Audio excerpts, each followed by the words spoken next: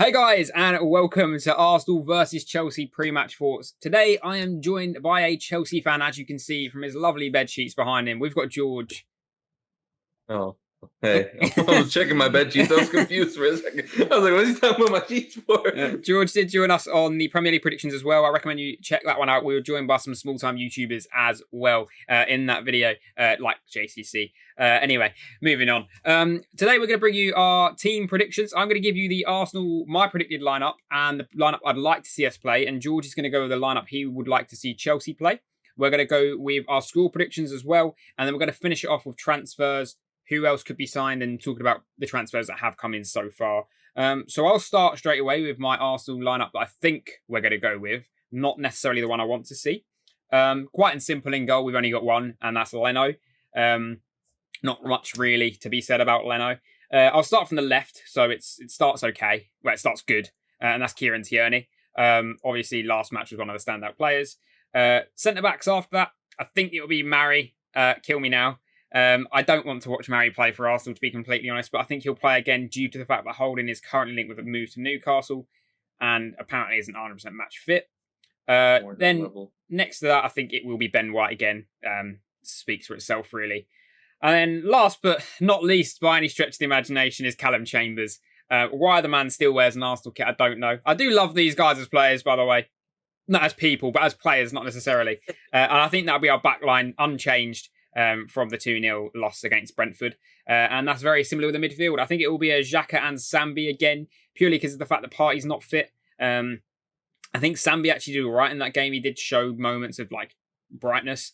And then granted, Xhaka's just been offered more money to stay at the club, which is a bit mental. Moving on, though, we've got the three in front of that. And I've gone with Saka, Emil Smith-Rowe and Pepe. I think Saka will come in for Martinelli. Martinelli not being match fit last time he was Saka.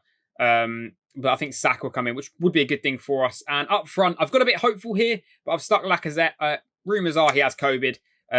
It's whether he's back and ready for that game or not, I'm not too sure. But that's the team sheet I think we'll play. I'll now move across to George with the team sheet he wants to see Chelsea play, and then I'll go with the team sheet I want to see Arsenal play. So just a quick question. If Lacazette isn't available, who do you think will start up at striker? Balogun. Balogun, okay. Very good to know.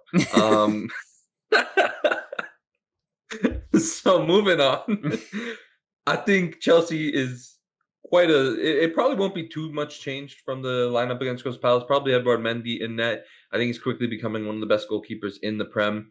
Rudiger on the left center back. I think Christensen in the middle again, just because I don't think Thiago Silva is ready yet. He stayed late, he came back late. And I'd actually like to see Trev Chalobah on the right again. Even though players like Zuma are ready, I just think he's been playing really well. It's only been 2 games, obviously, but I think it's at a time where you let that momentum start to build up. And I think it's better for him and better for Chelsea if he starts playing well. And we can avoid signing a center back to fill in when we have Trev Chalobah, who's an academy product. Left wing back, Ben Chilwell, again, isn't ready yet. So I'm going to go with Marcus Alonso, who in a wing back system is one of the best like wingbacks in the league. It's just when we go into a back four, he is horrible. But as an actual wingback, I actually would love for him to stay at the club. If that's the system that we're going to be playing, like I think he's a player you have to keep. And then on the right, I'm going to go with Azpilicueta again.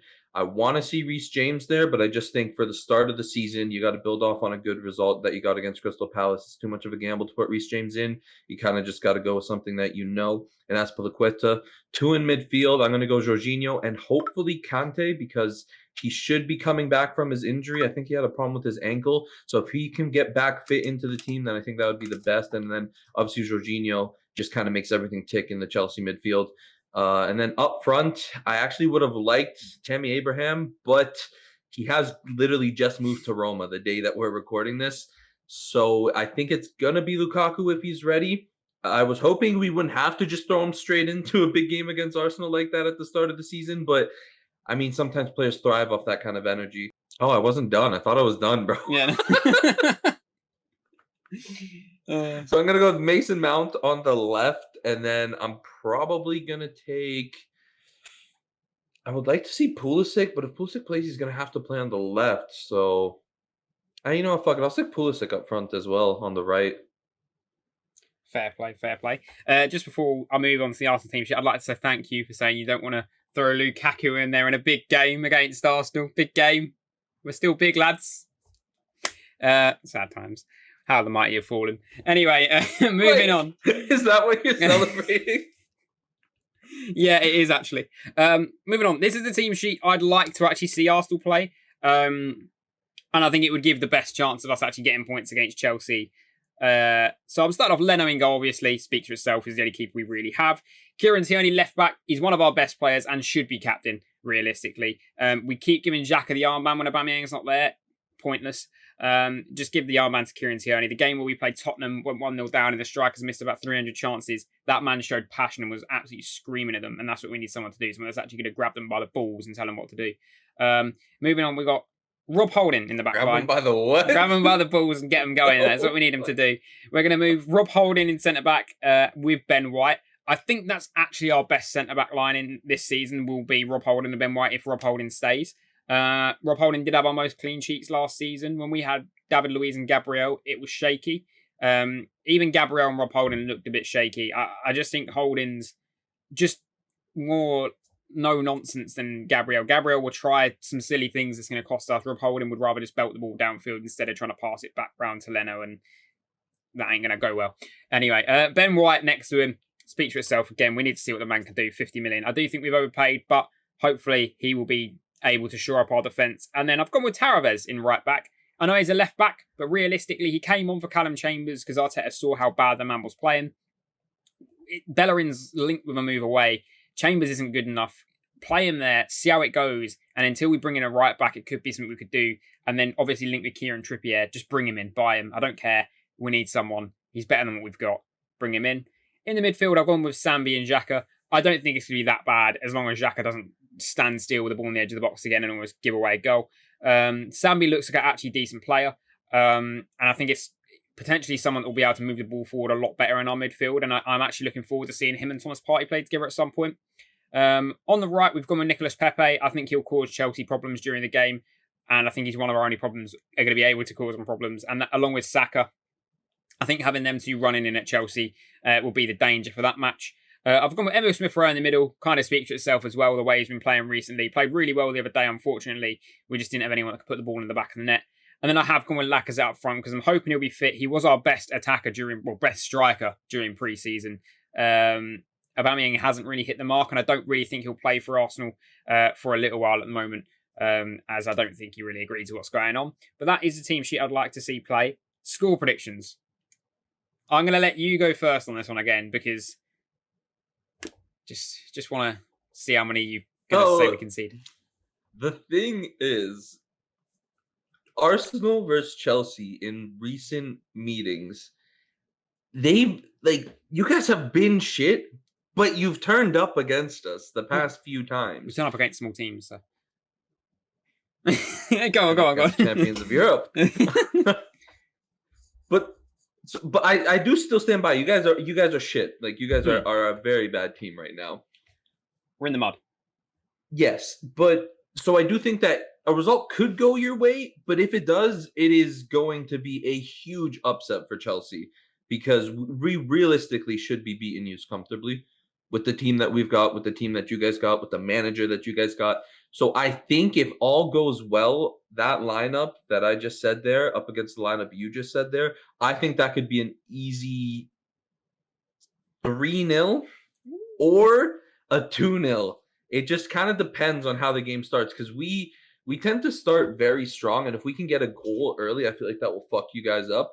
But it's a lot of the times I've seen with Chelsea under Tuchel is we start really strong, but we can't get that goal, so we end up having to leave it quite late. If we can start strong and just send the game straight to you guys off rip and get that early goal, then I think it could go quite badly for you guys, especially in your back line. You've got a lot of younger, inexperienced players that on top of aren't even that good to begin with. So I think it could go quite badly. If it's just a matter of, can we get that first goal when we start very strong and we start attacking? If we can, then I think the floodgates will open and we'll get another 2. If we can't, then I think we're going to have to leave it late. We'll probably score on the brink of halftime and then score in the 70th, 80th minute again. Fair enough. So what are you going with, 2 or 3? If you had to pick one. I'm a back three. You're Fuck gonna back it. three. He's Fair a enough. Fair good. play. Fair play. I don't respect it, but fair enough. So my score prediction. Obviously, Chelsea have just won the Champions League. They've just won the Super Cup. I put them top of my Premier League prediction. Spoiler, if you're going to go and watch that, which probably not, so it doesn't really matter. But I have put them top of my Premier League prediction. But Arsenal do like points against Chelsea. They do like to beat Chelsea, especially in recent years. Does that mean we're going to win the game? No, it doesn't. I have a feeling that it's going to be a 2-1 Chelsea win, is what I've gone with. And I was wondering, do I give us a goal? Can we score? Probably not, but I've backed it. If we play Laka, Pepe, Saka, Emil Smith Rowe, I've backed it. I'm hoping that's the lineup we go with as the front four. It depends completely whether Laka's free or not. If Balogun plays, 2-0 Chelsea. If Laka starts, 2-1.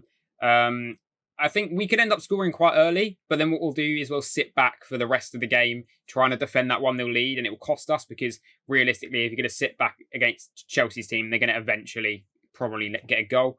But I think we could score quite early on and then get absolutely peppered for the rest of the game until we do concede the 2 goals. But that's my thoughts on the game. Transfers. Wait, so should we give who we think is going to score? Can do. So who do you think's getting the one Arsenal goal then? The one Arsenal goal, Pepe. Pepe? Nicholas Pepe, yeah.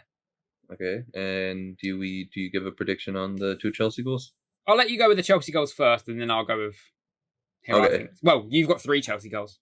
I have got 3 Chelsea goals. I think Lukaku starts off his Chelsea career for the second time with a goal against Arsenal. Hopefully he gets the first goal. I think that would just pump the team up to another level. So I'm going to go Lukaku to score first.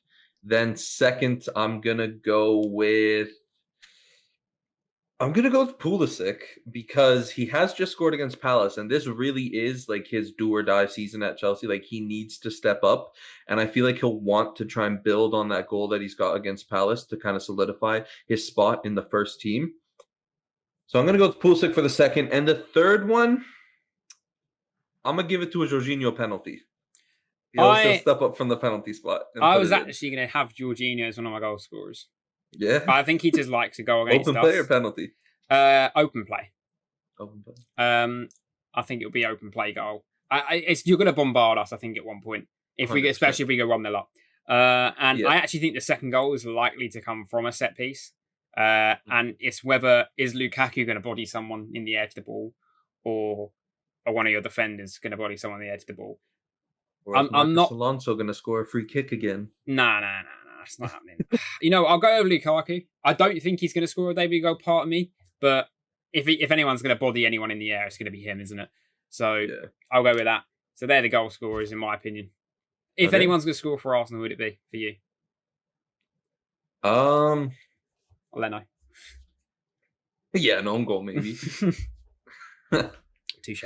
I actually don't know. See, the thing is with you guys is the only player in that whole squad that even remotely frightens me is Aubameyang, but he just can't be fucking asked right now. Not even Saka. Bro, Saka's good, and I've said that I think he's got the highest ceiling out of all these young English players coming up right now. I think he's amazing, but I just think where he's at right now, I'm not too worried about him in the here right now against Chelsea. Him to produce something out of nowhere sort of thing. No, I just think second game of the season, back from the Euros, young kid who got racially abused, it's gonna fuck with him. No, 100%. So right here, right now, I don't think, but in the future, I think Saka could easily dominate the Prem. And aside from that, I think Nicholas Pepe, he's all right, but my thing with Arsenal is I feel like you guys are okay with a lot of players at your club that you shouldn't be okay with. This is an argument I had the other day, actually. So they just don't get into other teams competing in the league. Yeah. But you're okay with them at Arsenal. So for me, it's if you guys get a goal, it's going to be on a whim. It's going to be a fluke. And if I'm thinking fluky goal to go in, I'm honestly thinking Granit Xhaka. He's prone to a fucking belter. Yeah, I'm thinking maybe he can hit one of those in, and then that's it though. If Kepa was in goal, maybe. Hey man, Kepa, I'm standing by Kepa. On what you've just said there, I don't agree with Pepe being one of them players, but there are a lot of them players at Arsenal. I think Cedric, Pablo Mari, Callum Chambers, Hector Bellerin. I think Leno's one of those players. Granit Xhaka. I don't think Leno's. I think Leno's. I think he is. I think Leno doesn't suit the way we try and play. I think if we didn't try playing out the back, it'll be fine. But while we're trying to play out the back with players that can't play out the back, we're stitching. The thing is, right, when I watch Leno, I've seen him make some errors, right? And that's not obviously the most definitive thing. Sometimes goalkeepers just make mistakes. Whatever. We've seen it with Alisson. We've seen it with Ederson. But every single time I look at Leno play, I'm just like, this guy, he's not a goalkeeper that will keep you like 15, 16 clean sheets in the league. Like, he just won't.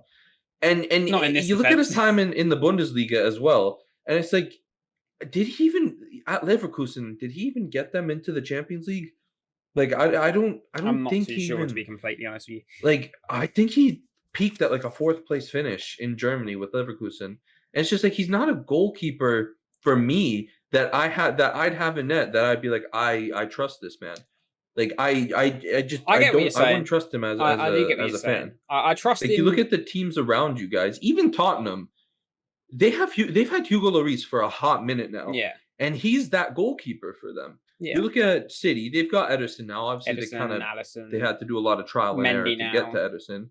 Mendy at Chelsea now, Alisson at Liverpool. You look at all the teams around Arsenal that are like the big Premier League teams, and it's like they've all got these proper goalkeepers, and then you've got Leno. Go. Exactly, you let his go, and now you're better replace him with not the even that. Like I don't think Leno's as bad as what you're making out. I'll be honest, but like with keepers, we tend to let the wrong ones go. We let Szczesny go. We let Emi Martinez go. And for me, Emi Martinez was probably one of the best keepers in the league last season. Won the Copa America with Argentina as well. But enough about that. We'll move on to the transfers. Best transfer for Chelsea this season. It's going to be Lukaku. Makes sense. It might be the only one we make. I hope it's the only one we make, because right now, the only other player I've seen us linked to is Koundé. And I think he's a good center back, don't get me wrong. But after the start Trev Chalobah's had, give him a go. I wouldn't sign him. Give him a go, use the money somewhere else, potentially. Exactly, yeah. For us, I mean, we've had Ben White and Sambi come in. I don't think Ben White... The better transfer out of them for me is Sambi. Really? He's cheaper. And I don't necessarily think the centre-back was something we needed. I don't think a centre-back was something we needed for 50 mil. For 50 mil, and that's why. If Ben White came in cheaper, then if Ben White came in 20, 30 million, I'd be like, fair play. But for 50 million, we could have easily got... million. But the thing is with Ben White is he counts as a homegrown player. Yeah, and he's also got the English tax on him. But my thing with Ben White is I actually think he's not that bad, and I think he's definitely an improvement on what you guys have. I agree with that. And for that reason, and that reason alone, I think it's a good signing. The only issue is that you guys then spent too much money on him, so you're not going to be able to strengthen where you actually need to. And that's where I'd have said, if we had spent like 50 million, if we would have used like 30 million on that centre back, 20 million on a right back, we'd be looking better. And then we've got obviously the players coming in, which we'll talk about in a second. Arsenal are linked to Maddison, we're linked to Odegaard, we're linked to Aouar, and we're linked to Kieran Trippier and Aaron Ramsdale. So we're linked to quite a few. We're also linked to Onana. But the links to that one's gone quite dead right now. Today, AFC Bell, who's quite notorious for Arsenal transfers and knowing some stuff, mentioned that Maddison's still our top priority. But if Leicester say no, they're going to go for Odegaard. What that sounds like to me is Arsenal just going to be like, Maddison, Leicester are going to say no, and then we're going to get Odegaard. I think we may potentially go... How much did you spend on Odegaard? Was he good on loan? I didn't hear. He wasn't awful. He wasn't great. He's not an improvement. It's one of them things that we just said. He's about the same level as Emil Smith-Rowe at the moment, and Smith-Rowe, in my opinion, honestly, the way Smith-Rowe's been playing, Smith-Rowe's a better player. I'm not even joking. The way Smith-Rowe's been playing recently, I don't rate Smith-Rowe at all. So to hear you say that is a bit. But can Odegaard be better? Yes, he wasn't there for that long. He didn't get that many games. So what they've seen of him that we haven't is another thing. But I think we could get. I think Aouar would help us out. It's an extra player in the midfield. It's not necessarily an out-and-out 10. He can play in that role, the Aaron Ramsey-esque role. Goes forward, kind of can score goals. Can do. I think that's something we've missed. We've never actually replaced Aaron Ramsey, and I think it's hurt us badly. Because we either have two centre mids that are more defensively inclined, or we have one that's kind of like not quite defensive but not quite attacking, and it's like we're stuck in the middle of nowhere. I think Kieran Trippier will be massive for us. I think he'd be a great signing. We need a right back. Something's defensively stable. He'll do the job.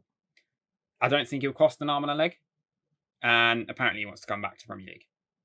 Yeah, I So- think if you could get Kieran Trippier in for around 25 million. I think, and you know what? That's where that 30 million I sent it back, and then the 20 million on a right back would have come in great. Yeah, but the thing is with Arsenal is I feel like you just go out and you do one big, like you're not a Chelsea like last season where we spent money on Werner and then we spent money on that's the Kai issue. and then We haven't done that in ages. exactly. We And get I one feel big like you've player and then a spent couple of 50 little million. ones. I feel like you'll get another player in for quite cheap.